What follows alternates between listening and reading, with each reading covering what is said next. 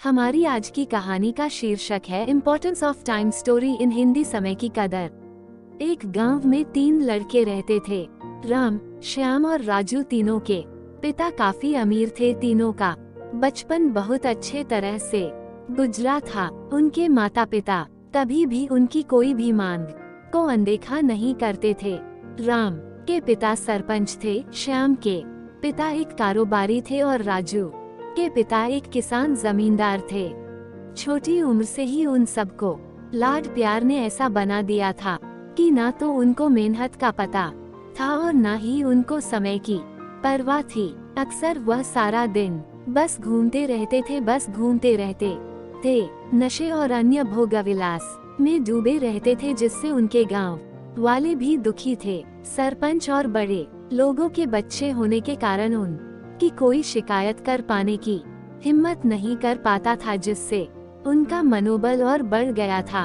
एक दिन उनके गांव में बहुत तेज बारिश हुई, जिससे सब लोगों को नुकसान हुआ, जिसमें इन तीनों के पिता भी थे। लेकिन इतना कुछ होने के बाद भी उनके बेटों का वही हाल था। वो बस घूमते रहते, नशा करते, भोगविलास करते रहते थे। माँ बाप काफी चिंतित रहा करते थे। ये तीनों भले ही कितने गंदे थे, लेकिन इन तीनों के अंदर एक खास बात थी जिसकी पहचान किसी को नहीं थी और उनको खुद को भी पता नहीं था। राम एक बहुत अच्छा नेता प्रतिपक्ष था, क्यों कि अपने पिता के पास रहते हुए उसको इसका काफी ज्ञान हो गया था, क्योंकि उसके पिता सरपंच थे। श्याम भी इस तरह से बिजनेस की समझ रखता था, क्योंकि उसके पिता एक कारोबारी थे और राजू खेती का काम जानता था, क्योंकि उसके पिता जमींदार थे। पर अपनी गलत कामों की वजह से उन सब ने अपने इन टैलेंट पर ध्यान ही नहीं दिया, जो कि उनकी सबसे बड़ी कमजोरी थी। इस तरह से इनकी बदमाशियों को देखकर इनके पिता उन्हें सीख देने को सोची। तीनों पिताओं ने आपस में बात करी और उसका एक हल निकाला। तीनों पिताओं ने अपना अपना काम अपने अपने बेटों को सौंप दिए, जिससे उनको समय की कदर का पता लग सके। तीनों के पिता ने एक वसीयत बनाई, जिसमें ये लिखा था कि 1 वर्ष के अंदर इन तीनों को 10 लाख रुपए कमा कर देने होंगे, जो बिना किसी गलत काम करके कमाए गए। और तीनों को अलग अलग स्थान पर रहना था। इन तीनों को 5-5 लाख रुपए भी दिए गए, ताकि उनको अपना काम स्टार्ट करने में दिक्कत न हो। पहले तो सब खुश हो गए कि हम आजाद हो गए, हमको पैसे मिल गए, और ऐसा सोच करके इन्होंने फिर से काफी समय मौज मस्ती करने में लगा दिया। इस तरह से 6 महीने बीत गए और इनका काफी सारा नुकसान भी हुआ। फिर एक दिन अचानक उनको एहसास हुआ कि अगर हम शर्त हार गए तो हम अपनी अपनी जायदाद खो बैठेंगे। धीरे धीरे उनकी चिंता बढ़ने लगी। एक दिन वो इसी उधेड़ धुन में एक पार्क में बैठे थे और कुछ डिस्कस कर रहे थे कि उनको एक छोटी सी लड़की मिली। वो फूल बेच रही थी और साथ में पढ़ भी रही थी। तीनों लोग उस लड़की के पास में गए। तभी राम ने लड़की से बोला, बेटी आपकी उम्र क्या है? तो लड़की ने जवाब दिया कि मैं 12 साल की हूँ अंकल। इतना सुनते ही राम ने आचार्य से पूछा कि आप इतने छोटे होकर के खेल नहीं रहे हो? इस पर लड़की ने जवाब दिया कि मेरे पापा अब इस दुनिया में नहीं है और माता बीमार रहती है, इसलिए मैं ये काम करती हूँ। ये सुनकर राम ने अपना पर्स निकाला। उसके पास जो भी पैसे बचे थे वो उस लड़की को देने लगा। उसके बाद लड़की ने बोला, अंकल आप भी फूल ले लो, मुझे बहुत खुशी होगी, क्योंकि मैं अगर आपसे फ्री में पैसे ले लूंगी तो फिर मेरा पढ़ाई में मन नहीं लगेगा, मैं काम चोर बन जाऊंगी, क्योंकि यही समय है जिस समय में अपना भविष्य लिख सकती हूँ। राम ने उस लड़की से सारे फूल ले लिए और तीनों घर लौट आए। उस फूल वाली लड़की का उन तीनों लड़कों पर बहुत गहरा प्रभाव पड़ा। रात भर उन तीनों ने उस बच्ची के बारे में सोचते रहे और उन्हें एहसास हुआ कि वो तीनों कितने गलत थे।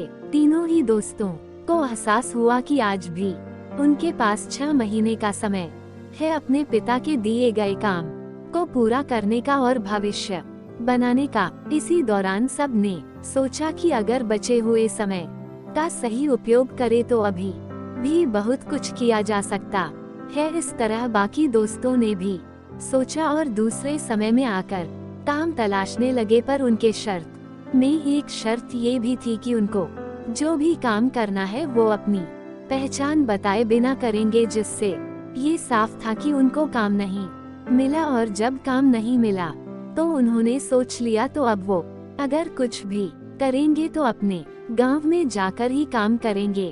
भले ही उनके पिता कुछ भी सोचे, लेकिन फिर भी अपने गांव में जाएंगे और अपने गांव में कुछ नए काम करेंगे, भले ही उनको अपने पिता के वसीयत ना मिले। तीनों लड़के अपने गांव में फिर से आए और अपने अपने पिताओं से जाकर के मिले और उन्होंने अपने अनुभव के बारे में बताया और बोला कि वो आगे से ऐसी गलती नहीं करेंगे और वो उन्हें माफ कर दे।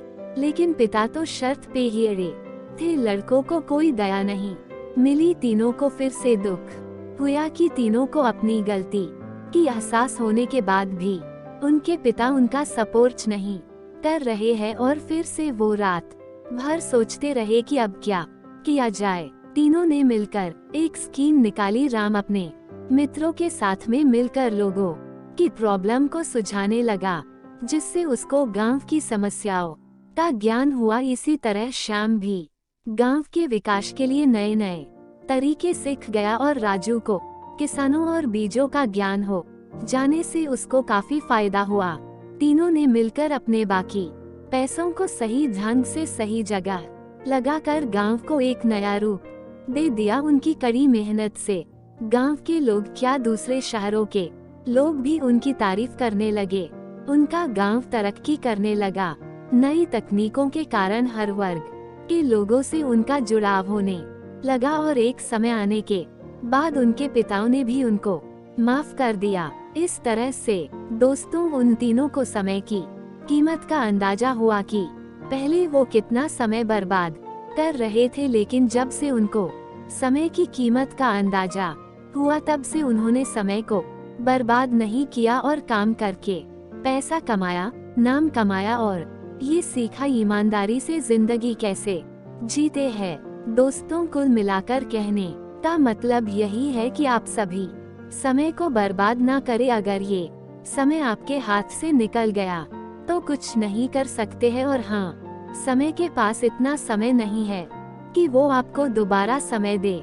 समय बर्बाद करने का हजारों तरीका है, लेकिन आप ऐसा कोई तरीका चुनिए जो आपकी जिंदगी बदल दे, इस समाज की जिंदगी बदल दे, इस देश का भविष्य बदल दे। मुझे उम्मीद है कि ये स्टोरी आपको अच्छी लगी होगी। दोस्तों, मोटिवेशन की दुनिया को इतना सपोर्ट करने के लिए बहुत बहुत धन्यवाद। अपना ख्याल रखिए, जिंदगी में आगे बढ़िए और अपनी कड़ी मेहनत से देश में खुद के नाम के साथ साथ दुनिया में भी देश का नाम कीजिए। अगर आपको हमारी ये मोटिवेशन कहानी पसंद आई तो हमारे चैनल MD मोटिवेशनल की दुनिया को सब्सक्राइब जरूर करें और वीडियो को लाइक और शेयर करें। वीडियो को पूरा देखने के लिए आपका धन्यवाद।